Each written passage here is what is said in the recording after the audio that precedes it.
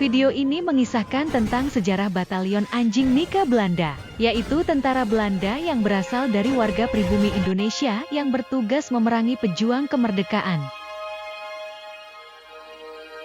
15 Agustus 1945, Jepang menyerah tanpa syarat kepada sekutu. 2 hari setelahnya, atau tanggal 17 Agustus 1945, Soekarno-Hatta memproklamasikan kemerdekaan Indonesia. Proklamasi kami. Tanggal 29 September 1945, tentara sekutu datang dengan dibonceng Nica ke Indonesia. Berbeda dengan tujuan sekutu yang ingin melucuti tentara Jepang, justru Belanda melalui Nica bertujuan ingin menguasai kembali Indonesia sebagai daerah jajahannya. Akibatnya, perang antara para pejuang kemerdekaan dengan pihak Belanda yang berkolaborasi dengan sekutu pun tak bisa dihindarkan.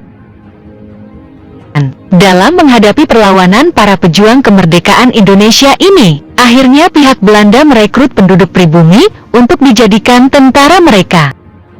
Sejarah mencatat, jika tentara yang berasal dari penduduk pribumi ini justru terkenal lebih kejam dibandingkan dengan tentara asli Belanda itu sendiri. Kekejaman yang sering dilakukan oleh pasukan ini lambat laun membuat rakyat Bumiputra membencinya.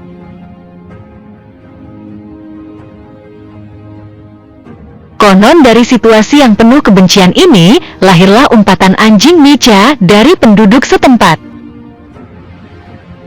Kendati marah mendengar umpatan tersebut, namun Van Mook selaku Gubernur Jenderal Hindia Belanda pada waktu itu, justru merasa senang. Sebab label anjing Nica telah membuat politik adu domba mereka sukses diterapkan dalam misinya untuk kembali menguasai Indonesia.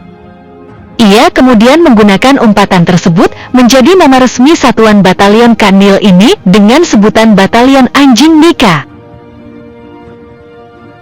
Pada tahun 1946 logo anjing Nica resmi menempel di lengan kanan tentara Batalion 10 Kanil Belanda. Selama agresi Belanda, pasukan ini sangat diandalkan oleh Belanda karena mereka lebih menguasai medan dan wilayah.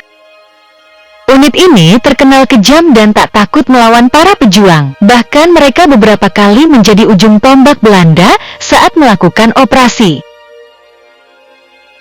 Kesaksian dari pejuang yang tertangkap mengatakan, mereka tak segan memukuli para pejuang. Ada pejuang yang dipaksa memakan lambang merah putih di baju.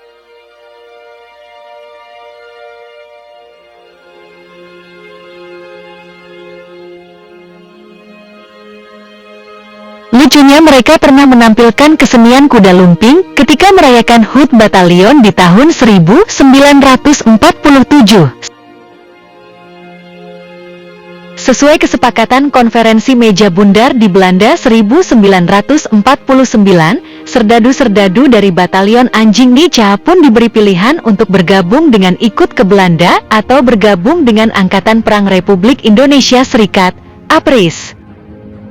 Tak semua Kanil bisa menerima berganti tuan dari Ratu Belanda ke pemerintah Republik yang sebelumnya jadi musuh mereka.